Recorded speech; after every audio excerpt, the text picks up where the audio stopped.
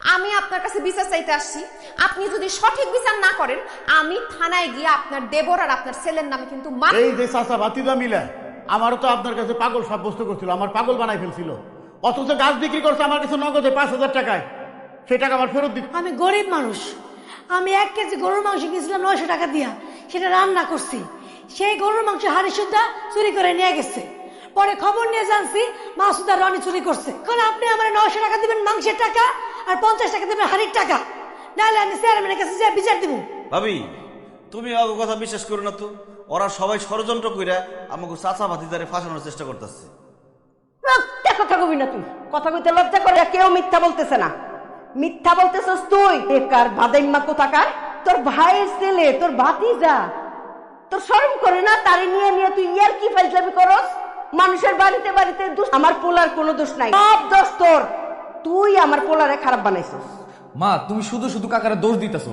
কাকার কোনো দোষ নাই, সব দোষ তোর কোনো তোর এই বাদাইম্মা কাকার লগে তোরে চলাফেরা করতে তোর আমি জানে মাইরে ফেলাম।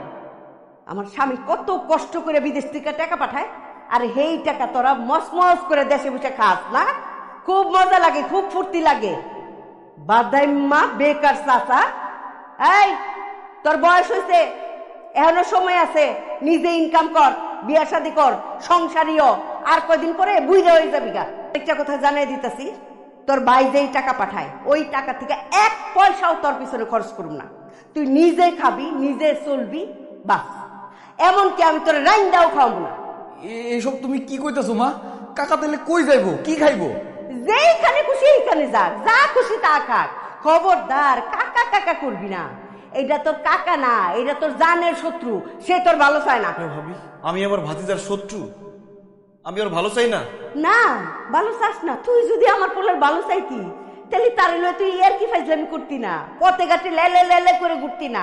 তুই কইতি তোর বাইস্তারে লেখাপড়া করতে, তার ভবিষ্যতের জন্য। তুই তার নিয়ে কি করস? হ্যাঁ, বাদাইম্মাগিরি করস। দেখ মাসুদ, তোর পায়ে পড়ি, তুই আমার পোলারে আর খারাপ বানাইস না। তোর ভাই বিদেশ থেকে কত কষ্ট করে টাকা পয়সা পাঠায় যেন তার পোলাটা লেখাপড়া করে, শিক্ষিত হয়, মানুষের মতো মানুষ হয়।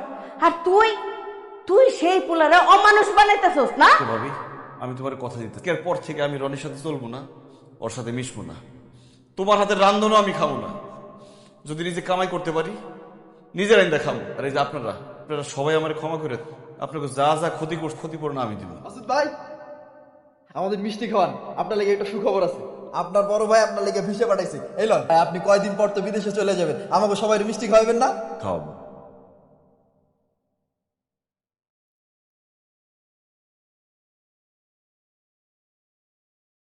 খারাপ একটা কাম করে ফেলছি, কইরা রনি ভাইয়ের মার কাছে গিয়া মাসুদ কাকার নামে বিচার দেওয়াটা একদমই ঠিক হয় নাই।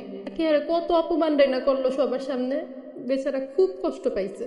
কইছস এখন এই প্রথম মাসুদের লেগে না খুব মায়া লাগতেছে। আমারও হের লেগে খুব খারাপ লাগতেছে। হ্যাঁ, কত হাসি খুশি ছিল, আমগুলোকে কত দুষ্টামি ফাইজলামি করতো। আর এই মানুষটাই এখন জীবনের তাগিদে বিদেশ চলে যাইতেছে।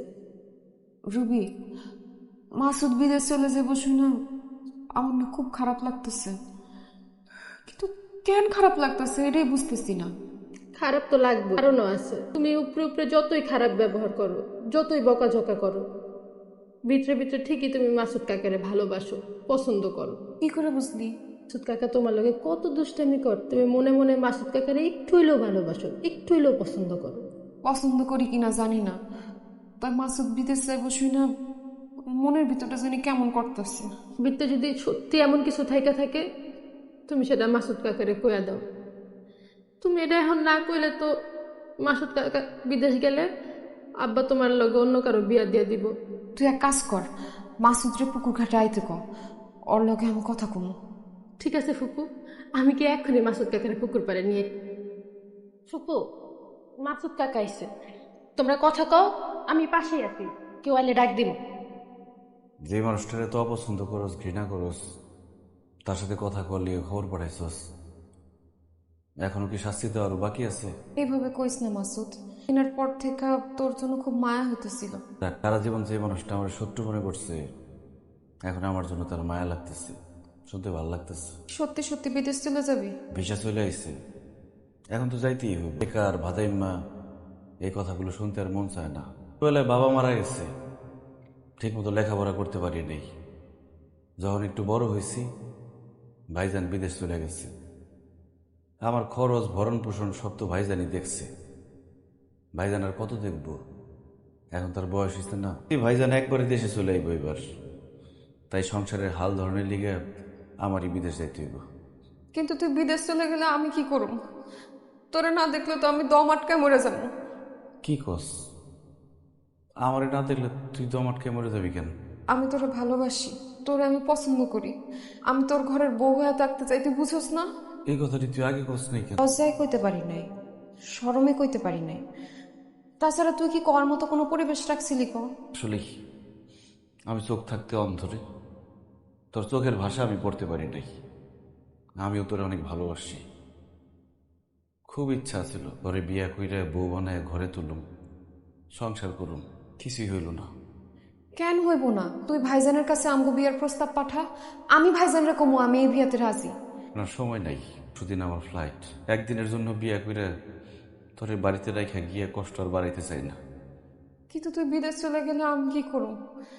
কেমনে বাঁচু? তুই পারস, তুই অপেক্ষা করিস, না পারলে ভালো একটা ছেলে দেখে বিয়া করে ভালো থাকিস, যত্ন নিস।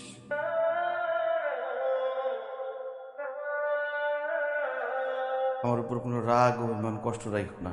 সারা জীবন তোমার অনেক জ্বালাইছি, তোমার কোনো কথা শুনি নাই, তোমার লোকে বেয়াদবি করছি, আমার মাফ করে দিও ভাবি।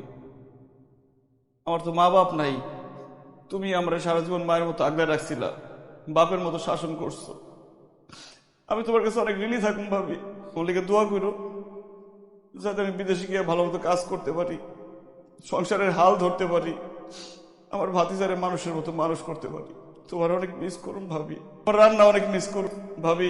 আমি তো এতিম, দেশ থেকে খোঁজ খবর নিব কেউ নাই, আমার ফোন দিও, আমার ভুলে যাও না ভাবি। আরে ভাই রে মাসুদ, ও ভাই, ভাই তুই আমার কাছে দেবর আসিলি না, তুই তো আসিলি আমার কাছে সন্তান। আমি দেখছি আমার সন্তান তুই, সন্তানের মতো কত সময় কত কিছু শাসন করছি, তোর মনে কত কষ্ট দিছি ভাই, মাফ করে দিস। এই যে তুই চলে যাইতেছস, মনে হইতেছে কি আমার বুক থেকে কেউ কলজাটা সিরা নিয়ে যাইতেছে ঘরে ভাই। ভাই আমার দোয়া সব সময় তোর লগে আছে, সব সময় তোর লগে আছে, চিন্তা করিস। আচ্ছা তোর কষ্ট হয়, শান্ত। মুন্নি মধ্যে আমাকে বাড়িতে এসে ভাবির দেখে যাইস। ভাবির রনি কই? রনির দেখতেছি না যে। রনির কাকা যাইব গো, রনি তো সব নাইতে পারবো রে ভাই। রনি কালকে থেকে খাওয়া দাওয়া বন্ধ করে দিছে, আছে মনে ঘরের ভিতরে বয়ে দিছে, আইতে চায় না সামনে। রনি আমি যাইতেছি কাকা, একটু বাইরে আয়, দেখা করে যা। ভালো থাকিস রে কাকা, তো লেখাপড়া করিস। আমি তো লেখাপড়া করে বড় অফিসার হতে পারলাম না, তুই ভালো মতো লেখাপড়া করে বড় অফিসার হয়ে গ্রামের সবাই দেখাই দিবি। তোর যখন যা লাগবো আমার কবি, আমি তোর লিগে পাঠাই দেবো। তুই আমার কলিজারে কাকা, আমি যাইতেছি, মনে হইতেছে আমার কলিজারে আমি ঠিক আছে যাইতেছি। মায়ের কথা শুনবি, ভালো থাকিস, যাই। কাকা তুমি চলে গেলে তুমি কারে নিয়ে থাকো, তুমি কার লগে ঘুমাবো? আমার ঘুম পাড়াই দিব গল্প শোনায়। মায়ে যখন আমারে মারবো আটকাইবো কেনা? কার লগে ঘুরতে যাবো মা? আমি কলেজ থেকে আসানোর সময় যাও না কাকা, তোমার বিদেশ যাইতে দেবো না কাকা, তুমি যাও না। ওঠ, তোর কাকা তেলে যাইতে পারবো না, আয় পড়বো কয়েক মাস পরে, আয় পড়বি না রে ভাই, আইবো তোর কাকা আইবো। পাগলামি করিস না রনি, আমি তারে তোর আয় কাছে, আমার মায়ের মতো ভাবির কাছে।